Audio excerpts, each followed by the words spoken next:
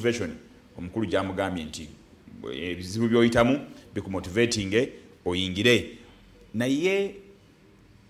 buli muntu bwajja mu kintu nga talina bumanyirivu ayinza okukiyigiramu yes naye akola ensobi mpitirivu obungi ensobi ezo muyinza kuzinavigatinga muyinza ziyitamu mutya nga abavubuka mukama wange asooke ate nange namuseeko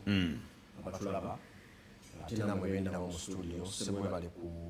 kulowoozanga ku bantu b'ennakawa n'oweereza n'oyita omukulembeze waabwe w'ensonga speaker Luyombya Godfrey Meya wawaddako okubaako ensonga zayogera ezigatta ku ggwanga lino ssebo ndi musiimu nnyo ate ne neebaza ne Ssaabasajja Kabaka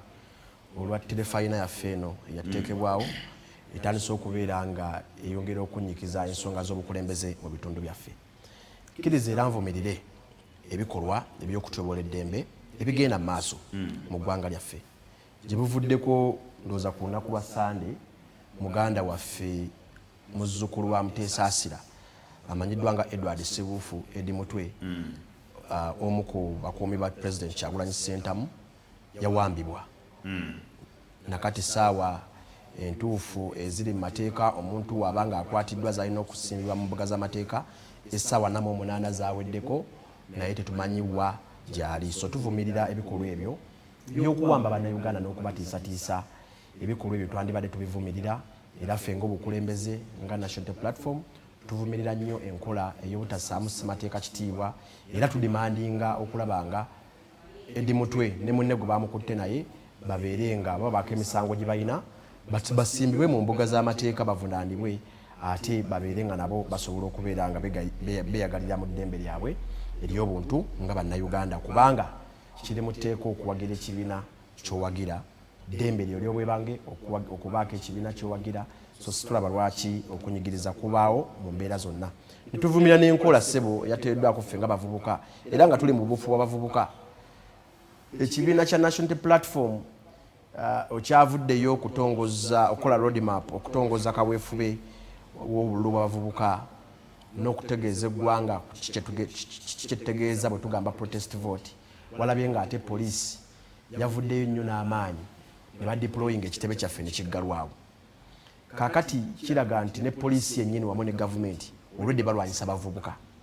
kubanga obuvunaanyizibwa bwe tubaddeko bwakwongera kubangula nakutegeeza bannayuganda naddala abavubuka tutya bwe tweteeseteese tutya okulaba nga tufuna Uganda erina obukulembeze obusaanidde naye ebikolwa bye twalabye ku Mande BBS nabalabye nga mu capturing events ezo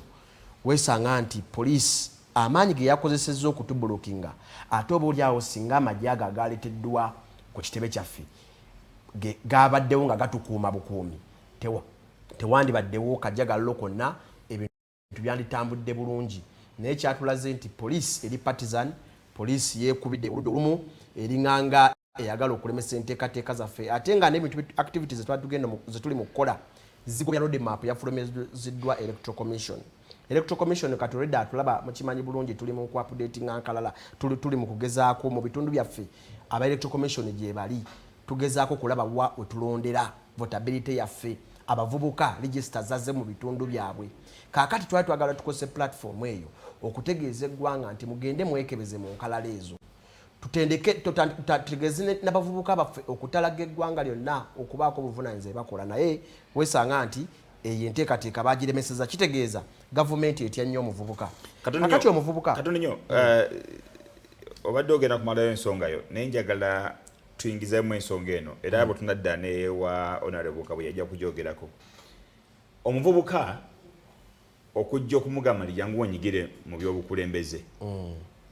abamu bakintapulitinga nga omuwaatwa ogw'okufuna abavubuka ab'okukozesa waliwo ekigambo sijjagamba nti kiri misinterpreted naye tekindaba kunnyonnyoka bulungi ekyokuzimba eggaali mujjukira abaliwo mu ebiseera biri abayogeranga ku youth wing